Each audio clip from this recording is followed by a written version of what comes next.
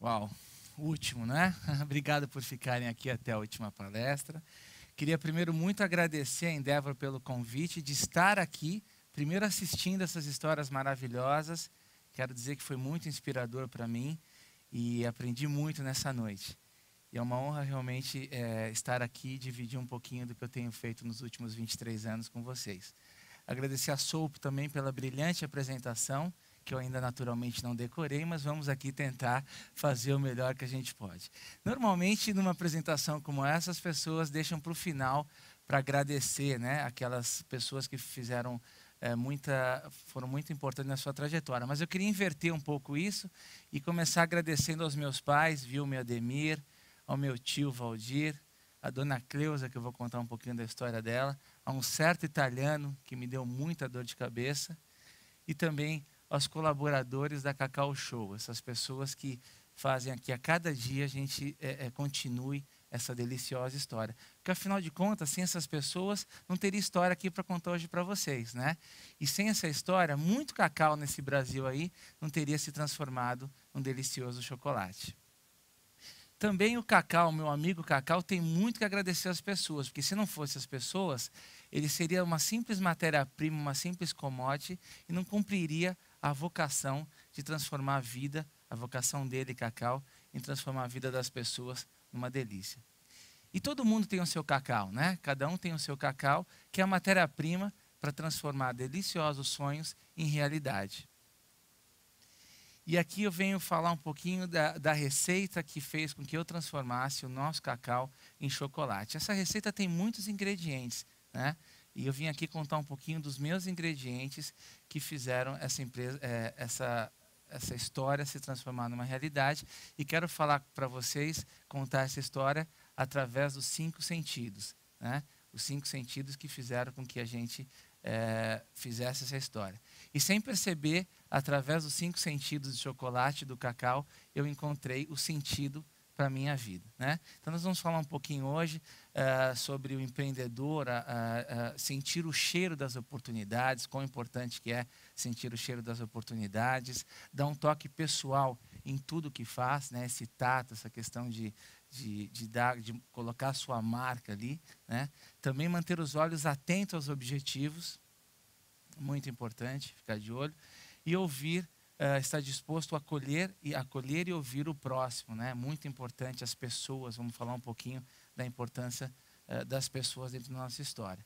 E, finalmente, viver sem medo de experimentar o novo, né? Essa coisa de não ficar sentado ali no berço esplêndido, quando você vive um momento, um bom momento, é o momento adequado para você realmente experimentar o novo.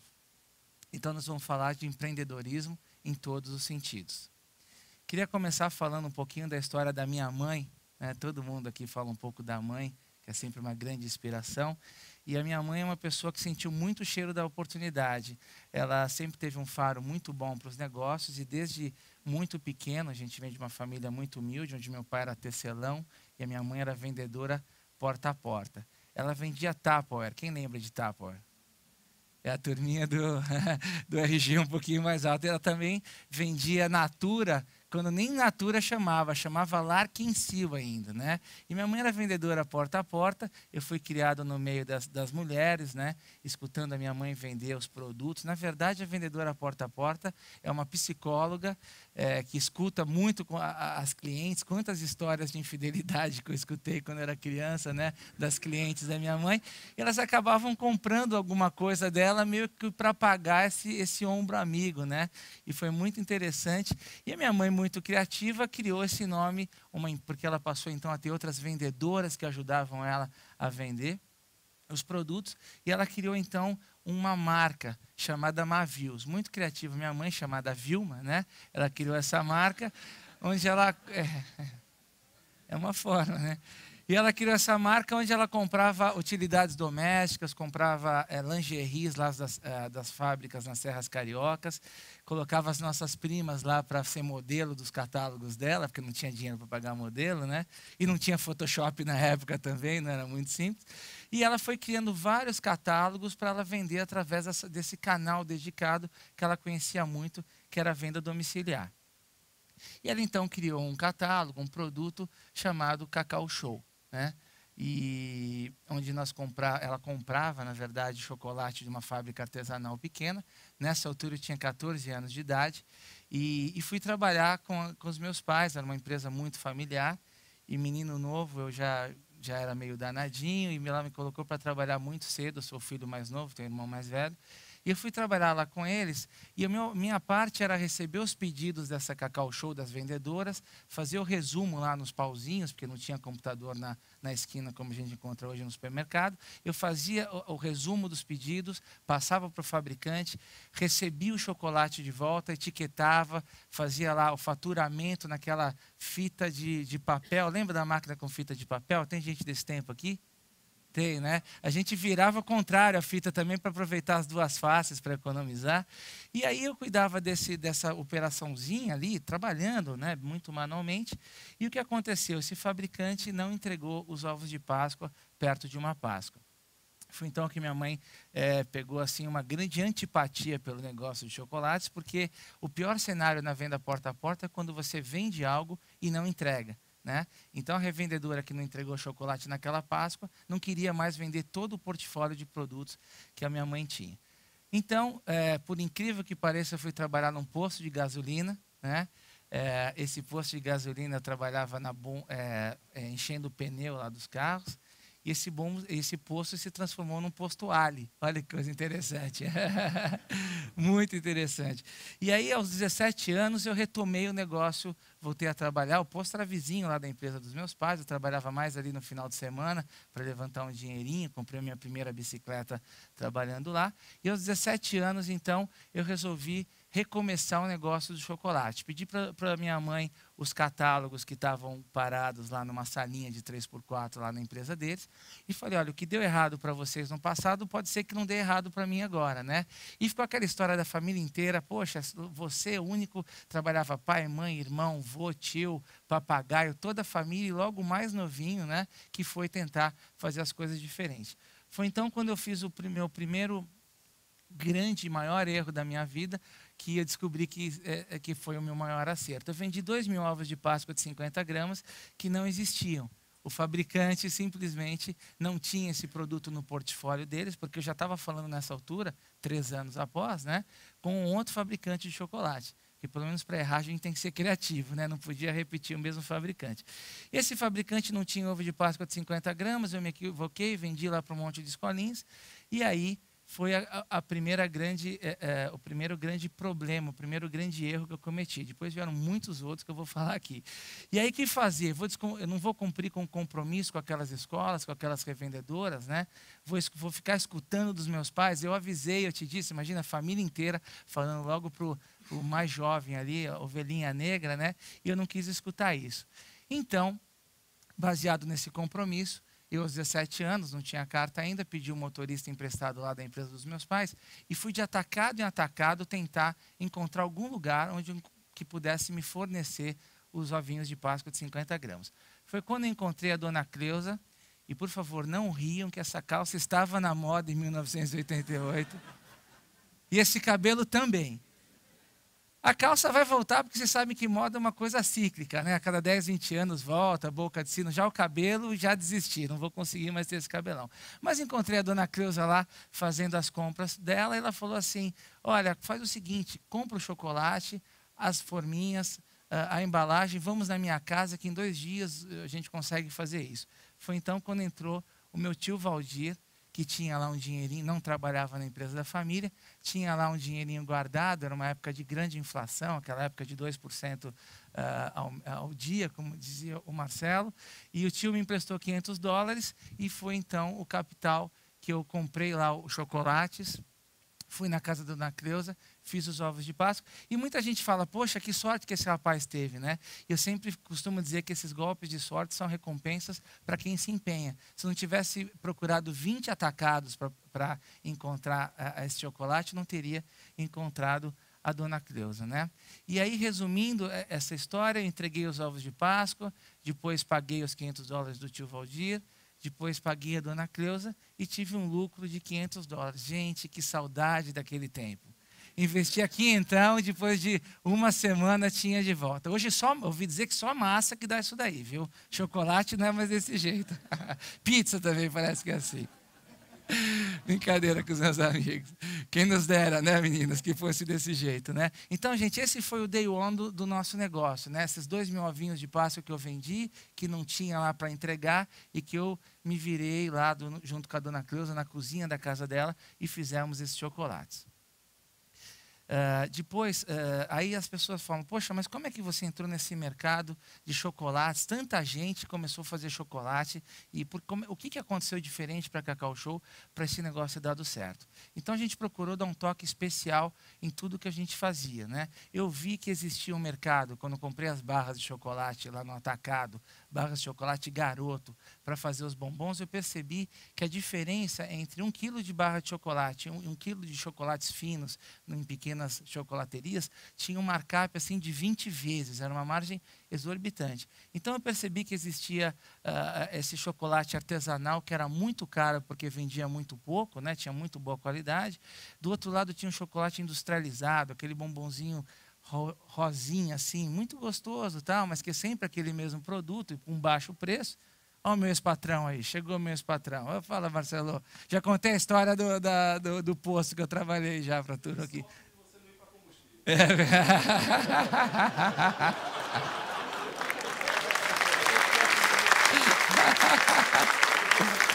Olha, o chocolate é o mais gostoso, viu? E tem bastante energia também, né? Então, e aí, gente, eu sem saber que o nome desse negócio era Paradigma, que aos 17 anos nem sabia que nome era esse, mas sem saber nós quebramos o paradigma. Quer dizer, eu pensei, por que não fazer um chocolate com uma qualidade muito boa e vender por um preço acessível, democrático, já que as pessoas gostam do chocolate caseiro, elas não têm dinheiro para comprar porque custa R$200 o quilo, né? E aí, como eu era muito jovem, não tinha essa questão de ter que ter dinheiro para se sustentar, etc., eu investi nessa relação de ganhar escala, porque fica quem nasceu primeiro, ovo a galinha. Se você não vende muito, não tem escala, você não consegue ter bom preço. Se você não tem bom preço, você não consegue fazer escala. Então, eu investi nessa relação e foi assim que as coisas funcionaram. Depois, nós começamos a melhorar muito a qualidade dos produtos, né?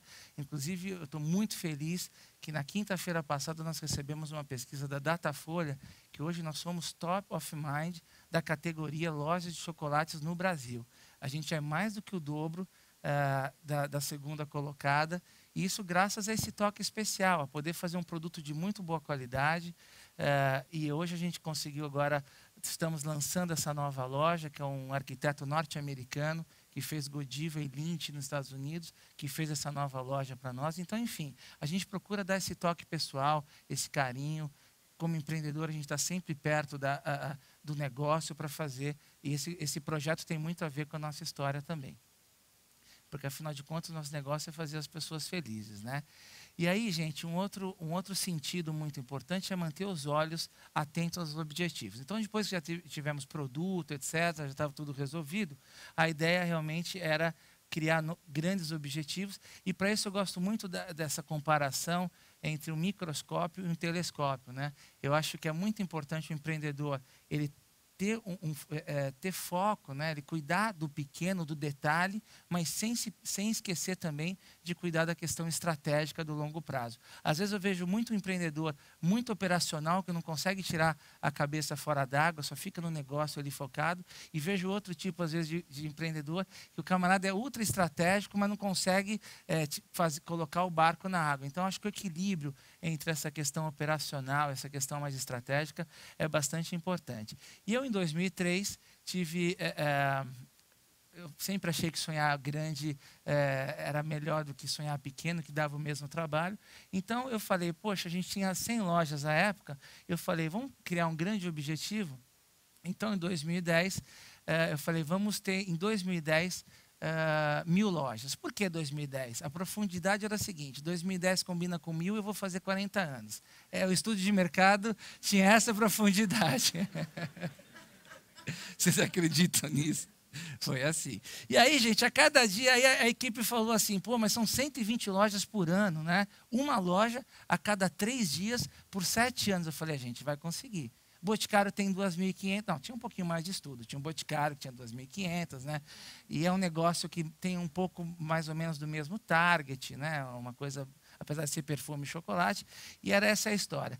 E aí foi difícil convencer as pessoas, às vezes no final do dia eu ficava triste, porque eu via que a equipe não estava conseguindo, e aí só bastava eu realmente dormir uma noite para no outro dia de manhã acordar cheio de vontade, vendendo a ideia para todo mundo.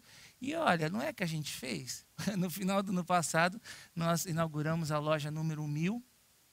Hoje nós temos um negócio de R$ 1 bilhão entre o faturamento da nossa indústria junto com o faturamento da nossa rede de lojas. Já temos hoje 1.050 lojas, então não vamos parar na loja 1000. Preciso de um sonho novo, já tenho um sonho novo. Né? Temos hoje, mas com um pouco mais de profundidade. Agora já contratei consultoria, agora já tem um monte de consultor, já tem um monte de palavra em inglês lá. Agora todo mundo vai acreditar fácil, porque o negócio está mais firme. Né? Bom, nós temos hoje 5.000 funcionários, são 1.055 dentro da fábrica e o resto dentro da nossa rede de franqueados. E aí, gente, falando um pouco de um próximo sentido, né, que eu acho que é o grande sentido, que é estar disposto a acolher e ouvir o próximo, que é o sentido de falar das pessoas. Né? Uma vez eu estava numa palestra dessa para a Cielo, e no final abriu para perguntas tal, e me perguntaram, qual que é a sua fórmula para lidar com gente? Falei, é muito simples, é só tratar gente como gente, né? É simples, mas às vezes a gente esquece desse pequeno detalhe, né? Às vezes a gente acha que as pessoas estão lá só para fazer resultado, só para fazer budget. E então, nós conseguimos desenvolver na nossa empresa uma forma de tratar as pessoas, de estar próximo das pessoas. Então, por exemplo, com 1.050 funcionários, 1.055, é difícil saber o nome de todo mundo. Então, eu criei esse aniversariante do mês, onde eu vou uma vez por mês com os funcionários que fazem aniversário, ou seja, 1.055 dividido por 12 já fica mais fácil para conversar e saber o nome. Vamos para um auditório. Eles têm que me escutar tocar, né? Também fazer o quê? Porque o meu hobby é a música. Mas, enfim, eu levo o violão, a gente toca, canta, cada um faz uma apresentação, conta uma piada, e no final, o que fez o melhor número, eles escolhem, levam uma cesta. Mas, mais do que isso, eu me exponho, né? Como bem o Marcelo falou, essa coisa de estar próximo do funcionário, deles saberem o nome dos meus filhos, deles saberem qual que é o meu hobby, de eu saber. Eu descobri que o camarada do marketing, que é todo engomadinho, gosta de tocar surdão, gosta de tocar samba. Né? Isso você não verifica quando você faz uma entrevista para emprego. Né? E essas coisas são muito legais, porque vai criando relações e vai mostrando que o papel de cada um na empresa é importante. Né? Esse outro ritual que eu criei, também foi há 8 anos atrás. Nós temos 9% do mercado brasileiro de ovos de Páscoa. Né? E a última caixa saía de qualquer jeito. Saiu a última caixa. Normalmente isso acontece na quinta-feira ou na sexta-feira santa. Há 8 anos atrás eu estava parado lá e falei, pô, vamos fazer um evento para essa última caixa. Nós já estamos fazendo a Páscoa do ano que vem. Estamos estocando o produto. Nós começamos a pensar na Páscoa do ano que vem, em maio desse ano. Então eu falei, gente, vamos fazer um evento?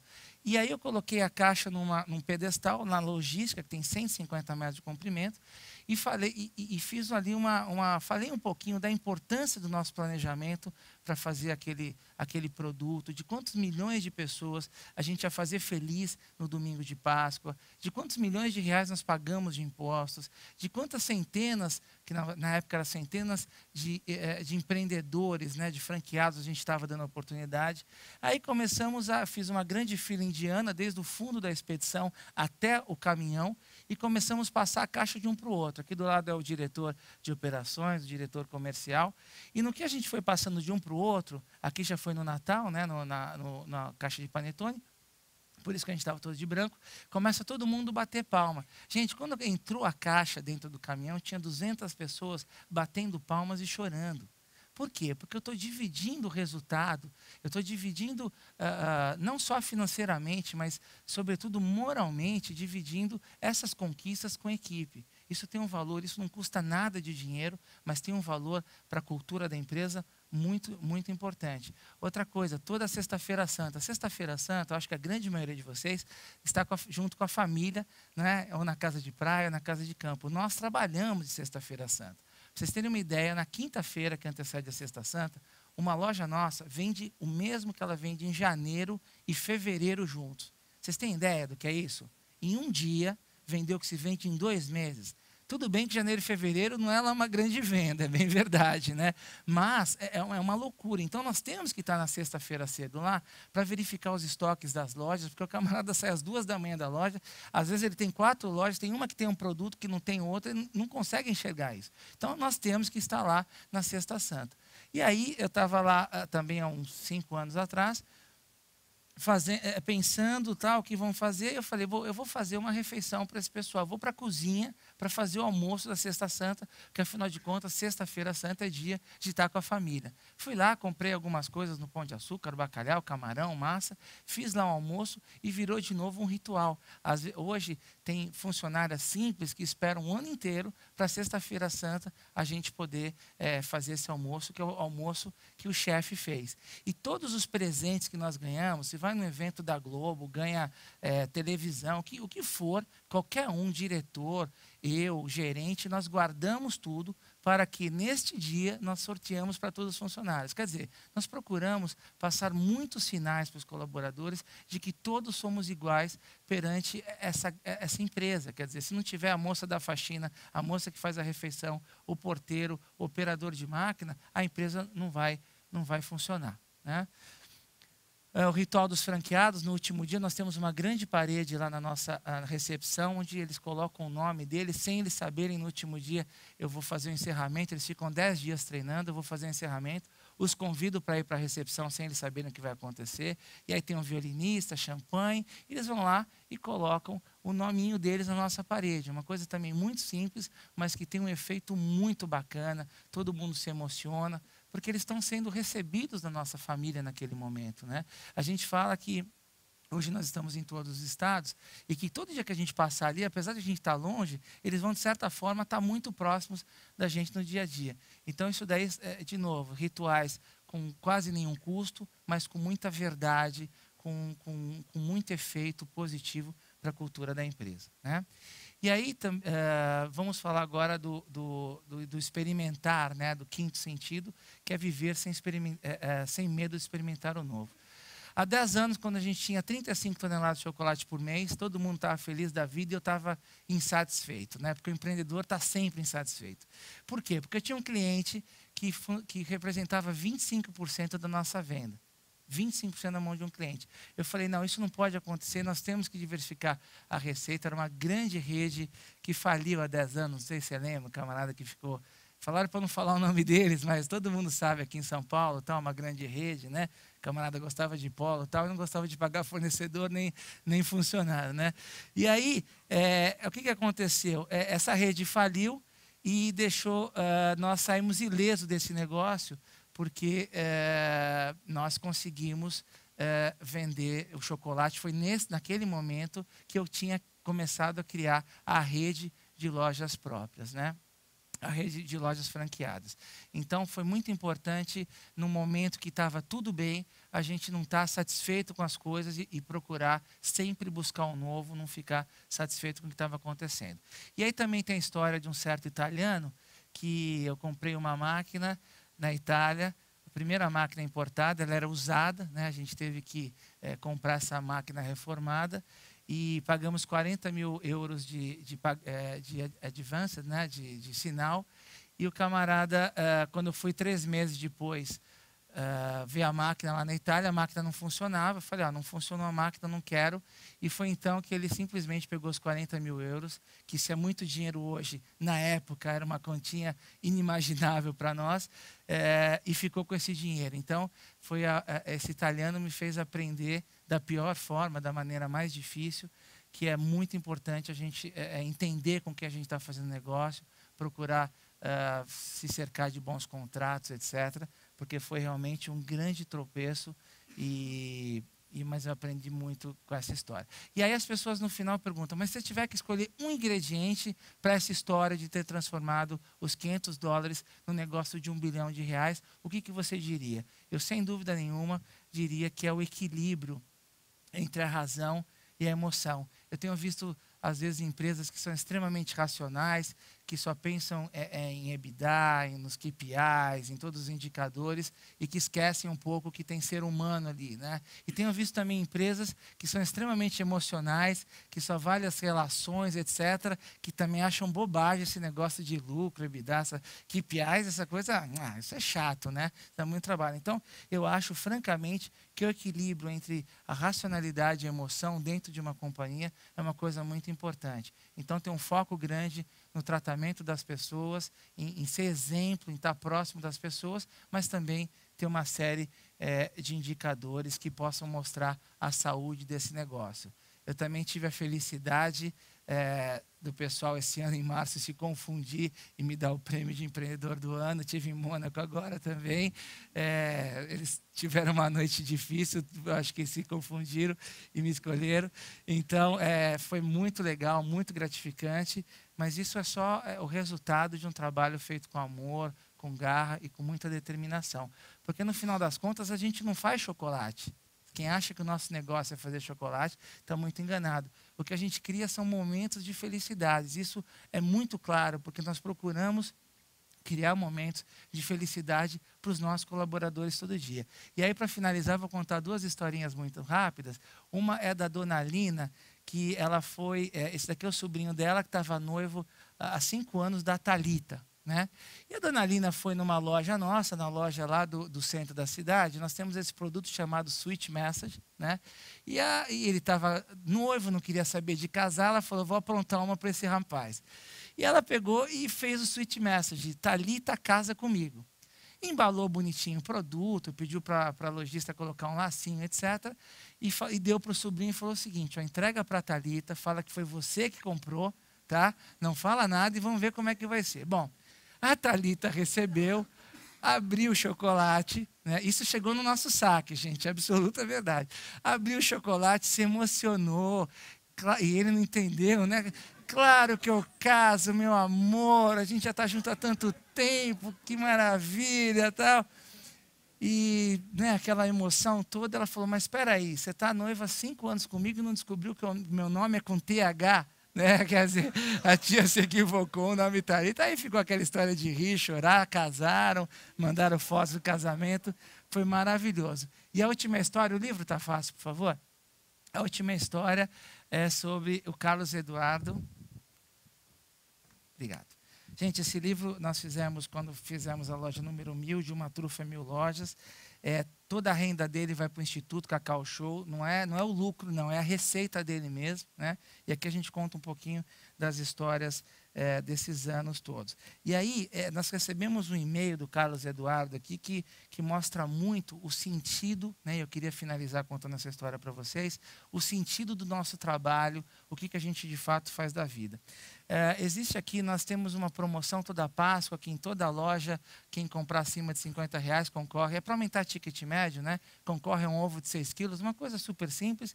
E o Carlos Eduardo ganhou esse ovo de Páscoa e ele mandou essa cartinha para a gente. Cacau Show, estou muito contente de ter sido sorteado com ovo de 6 quilos de vocês. Minha esposa Estela está internada na UTI do Hospital Irmãos Penteado há 8 meses, isso mesmo. 8 meses. Tudo começou com uma apendicite que evoluiu para infecção generalizada, insuficiência renal e por aí vai. Ela ficou 3 meses em coma induzida entre a vida e a morte. Agora, em maio, faremos 2 anos de casados. Ela tem 27 anos, está superando cada dia que passa. Agora já não corre mais risco de vida e ficou extraordinariamente feliz quando atendi o celular de dentro da UTI, recebendo a notícia que tinha ganho um ovo de 6 quilos. Fui correndo buscar o ovo, tirei fotos da loja e voltei para o hospital. Chegando lá, o sorriso que minha esposa deu contagiou o hospital inteiro. Ela abriu o ovo só no domingo de Páscoa e deu bombons e pedaços generosos da casca para todos que encontrava pela frente. Essa felicidade contagiou o hospital e com certeza foi um marco da Cacau Show na recuperação da minha esposa. Uns me falaram para fazer uma rifa do ovo e conseguir algum dinheiro, mas a alegria, a união, a compaixão, a felicidade e o prazer que o ovos de 6 quilos da Cacau Show proporcionou à minha esposa, não tem preço. Muito obrigado, Cacau Show, por essa felicidade. E é isso, pessoal, que a gente faz da vida. Momentos de felicidade. Muito obrigado por vocês terem vindo. Muito obrigado por vocês terem ficado aqui até o final. Agora, na saída, vocês vão experimentar uma trufa da Cacau Show. E ela vai ter um sabor muito especial. Espero que ao degustá-la, vocês possam pensar um pouquinho no cacau de cada um de vocês e naquilo que pode fazer o sonho de vocês virar realidade. Tá bom? Muito obrigado.